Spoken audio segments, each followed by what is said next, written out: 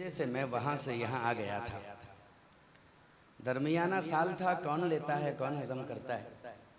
अल्लाह जज़ाए खैर दे यहाँ के असातिज़ा को, यहाँ के सदर मुदर्रिस को, यहाँ के मैनेजमेंट को कि उन्होंने दरमियाने साल में बंदे को कबूल कर लिया। ऐसी क्लास में दुव्वम में दाखिला हुआ कि मैंने शरामियत नहीं पढ़ी थी, गुलिस्ता से दूर का वास्ता नहीं था, लेकिन अल्लाह जज़ाए खैर दे मेरे अपने क्लास के साथी और दोस्तों को भी कि वो मुझे तन्हाई में लेकर के बैठते थे, उसमें मौलाना मुशफ़िक़ भी शामिल हैं।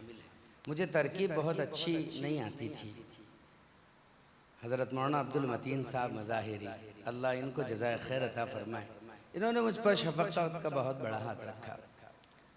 और जैसे एक बाप अपने बच्चे के मुंह में लुक़मा चबा करके डालता है, मुझे शर्म में आती, इन्होंने ऐसी मेहनत से पढ़ाई। और अरबी से कोसों दूर का उस वक्त ताल्लुक़ नहीं था। इस मदरसे के हालिया मुंतज़िम मोहतमिम हज़रत मौलाना तौफ़ीक़ साहब नदवी, अल्लाह इन्हें जज़ाए खैर अता फ़रमाए, नफ़ातुल अदब हमने इनके पास पढ़ी और आदाब ज़िंदगी उसके साथ साथ हमने सीखा। मौलाना तौफ़ीक़ साहब ने अरबी लैंग्वेज और ज़ुबान के ऊपर वो मेहनत की थी कि मुझे याद पड़ता है कि हम अरबी दुव्वम के अंदर जहाँ तरकीब की महारत हज़रत मौलाना अब्दुल मतीन साहब से हासिल कर चुके थे, वहीं अरबी बोलना बचपन ही में सीख गए थे। इस चीज़ को देख करके उस जलसे में हज़रत मौलाना तौफ़ीक़ साहब ने मौलाना अब्दुल मतीन साहब की सिफारिश पर मुझे अरबी तकरीर से नवाजा था। वो अरबी तकरीर कुछ ऐसी हुई कि इलाक़े में मशहूर हो गई।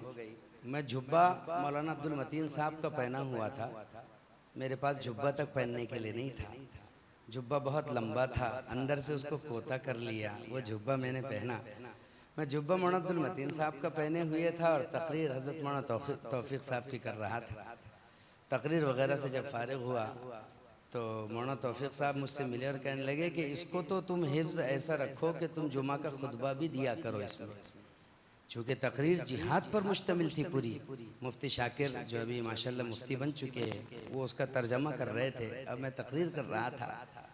तो वो जुमले आज भी मेरे कान में हैं। जिन्होंने भी मुझे जुमा का खुतबा देता हुआ सुना होगा, मैं आज भी उसी तकरीर को बतर्ज़ खुतबा पढ़ता हूँ माशाल्लाह।